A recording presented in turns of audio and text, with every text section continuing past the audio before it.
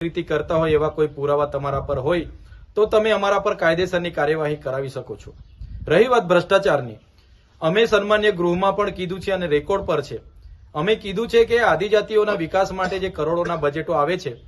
એ બજેટમાં આદિજાતિ મંત્રી અને એમના પ્રભારી મંત્રીઓ દ્વારા ટ્રાયબલ સપ્લાનના અધિકારીઓને અને અમલીકરણ અધિકારીઓને સાથે રાખીને પોતાની લાગતા વળગતાઓની એજન્સીઓ જેમ કે કુંવરજીભાઈ હળપતિની પોતાના લાગતા વળગતાની એજન્સી વીર એન્ટરપ્રાઇઝ છે, જેનું સંચાલન સંદીપ શાહ, દિવ્યેશ શાહ અને કૃણાલ શાહ એ લોકો દ્વારા અંબાજીથી ઉમરગામના 14 ટ્રાયબલ સપ્લાનની ઓફિસોમાં આદિ આદર્શ ગ્રામ અને ગુજરાત પેટર્ન સહિતની યોજનાઓમાં બિનજરૂરી કામો મૂકીને મંજૂર કરાવી લેવામાં આવે છે। 10 ગણા વધુ એસ્ટિમેટના બિલો પાસ કરાવી લેવામાં આવે છે, જેની છેલ્લા 5 વર્ષની તપાસ કરવામાં આવે તો હું ચેલેન્જ સાથે કેમ છું કે 2000 થી 2500 કરોડનું કુંવરજીભાઈ હળપતિ અને એમના આ એજન્સીનું કૌભાંડ બહાર આવે એવું છે। જે વાત મેં ગૃહમાં પણ કરી છે, જે આજે પણ રેકોર્ડ પર છે,